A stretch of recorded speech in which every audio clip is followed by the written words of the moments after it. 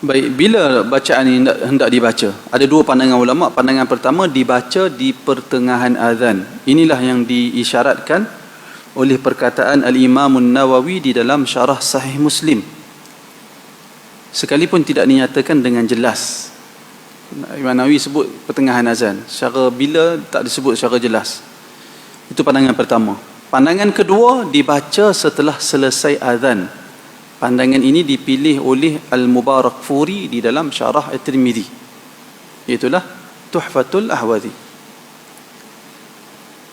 Tengok penelitian dia. Al-Syekh Muhammad Ibn Salih Al-Uthaymin rahimahullah berpandangan tadi dua pandangan. Itu berdasarkan artikel Arab yang saya pindahkan ke bahasa Melayu tu.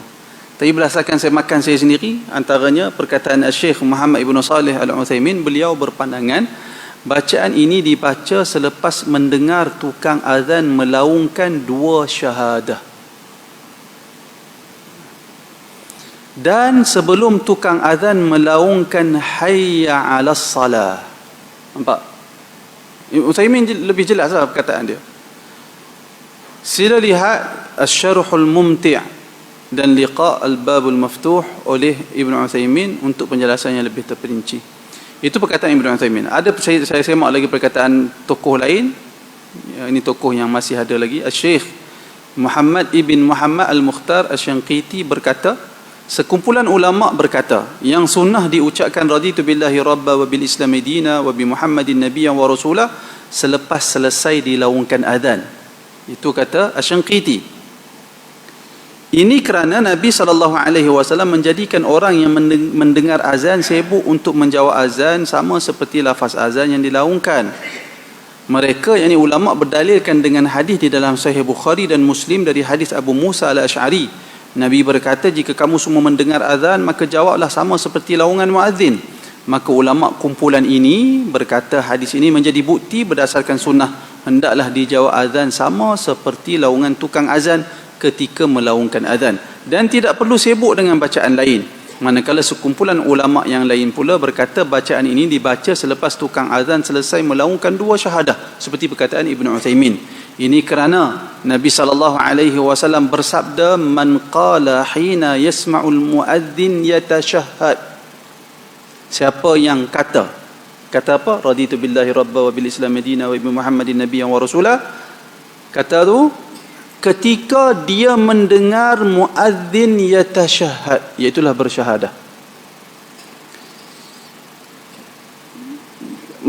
Jadi berdasarkan lafaz hadis tu membawa faham, iaitulah selesai tukang azan mengucapkan dua kalimah syahadah.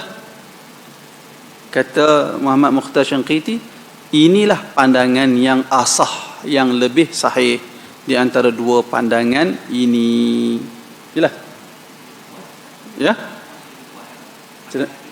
pandangan yang kuat berdasarkan penilaian Ibn Utsaimin dan penilaian Syanqiti.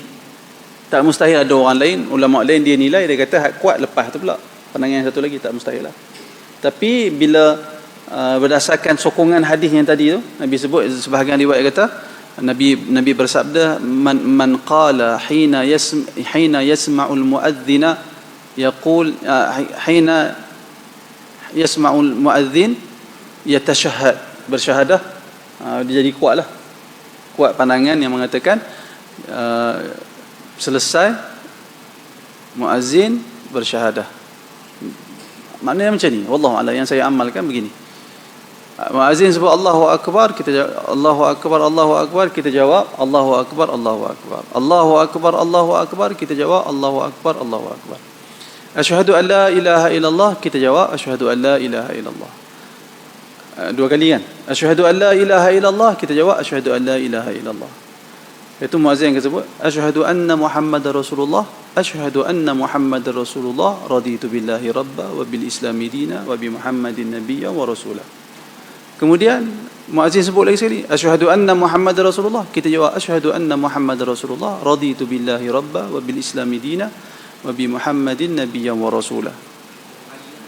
Sebab apa? Kerana kalau kita tengok hadis, ketika muazzin bersyahadah, dengan muazzin habis mengucapkan wa asyhadu anna Muhammad Rasulullah, telah sempurna dua kalimah syahadah dia.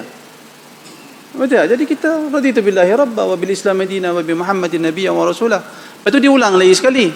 Kita jawab lagi sekali.